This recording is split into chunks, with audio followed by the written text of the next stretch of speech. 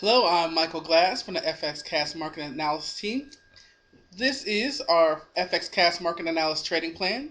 In each of our videos, we try to identify high probability trading setups. We'll evaluate the gold chart to see if there's any leading sentiment. We will create a low volatility watch list, an inside bar watch list, and we'll review the economic calendar to see if there are any releases that could affect our open and new trades. As always, please send your comments and feedback to analysis@fxcast.com. As usual, we are starting off with the gold chart. Ooh la la, just look at that beautiful uptrend. It just doesn't get any better than that, does it? And so what we're basically seeing is the market consolidating and breathing after seeing that. As we come over to our market profile, we can see that the market really stayed in a range today after this beautiful upturn. Now what we can see on the market profile is that if we get below the 1651 price level, you can see how much light volume is there until we get back down here to the 1625. So there's about a $30 to $20 range here if we get below it, because there's no volume to stop us. It's sort of like volume can be resistance and support. You can see the volume accumulating here and being resistance. The sellers are saying, hold on. Well, there's two things. Sellers and also anybody who was in this run up, they're getting out. And there are people buying here thinking it's going to keep going up, but they're buying these guys' profit. They bought wholesale. People up here bought retail. So as these people are taking the profits, what we need is for them to get back in. Where will they get back in? Well, they'll probably get back in down here.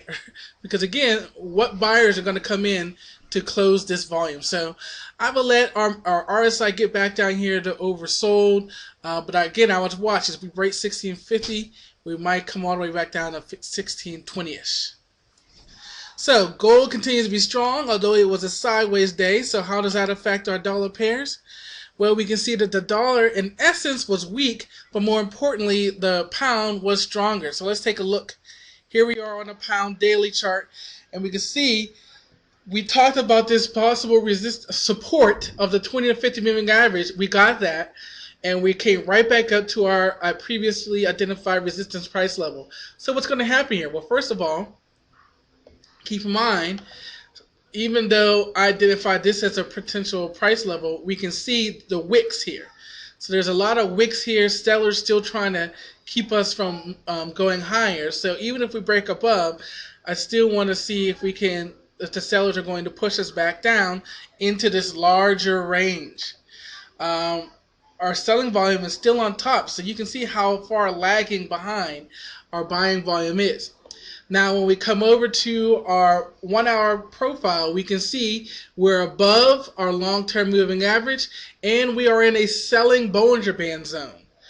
So that kind of correlates with what we're saying. We're at a resistance point. We're above the long-term moving average, and we're in a sell zone. And we can see that the pound took control today, and therefore we had the big move up. But as they start to run parallel, and even the pound coming down and the dollar coming up, we might see this start to come back down as we thought so. But again, in order to get that, we need the pound to come back to its long-term moving average, and we need the dollar to rise above. How about the euro dollar? The euro dollar, a little bit of the same thing, except for you can see the euro dollar is not even at the resistance and getting into new air. It's really in the middle of all of this congestion. It's really in the middle of all of this. Same thing about the selling and buying volume, but again, really in the middle of this congestion. I personally prefer to stay out of that, because you just don't know if this is going to be one of these whippy days or you're going to get all the way up here. Here we can see after we made our move up, now we're in a neutral zone and we're just above our long-term moving average. Another reason to sit on our hands. But clearly the euro is in control and heading higher, and look at it moving up here even as the dollar is doing the same. So we've got the pound in control, we've got the euro in control, and we're seeing two things: the pound at resistance, the euro dollar in the middle of a congestion area. Finally, we'll finish off with the dollar franc, And here, even though we're not seeing the franc give up control, we can see that it's heading down.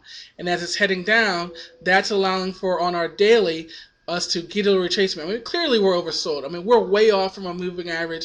We're way off from our last, what we could identify as our last support price level. So we have to make sure that we allow this to breathe and kind of return back to parity. We can see that we are still in a buying zone, and we're well below our long-term moving average. So there is evidence for us to go higher, but what we really need to get a real move back to a moving average is for the dollar to take control. As we come to our two watch lists for the low volatility, we're going to watch the Aussie dollar and the dollar franc. Again, that is our 1 hour time frame with our Bollinger Bands, and we currently do not have anything for our inside bar watch list. Let's take a look at the economic calendar. As we look at the economic calendar, we can see it is the interest rate day. Here we've got the Bank of Japan with its monetary rates. We have the pound board with its monetary interest rate decision. We have the European Union with its interest rate decision. So a lot of interest rate decision, which can definitely affect the currencies throughout the day. We would like to thank you for watching our FXcast market analysis.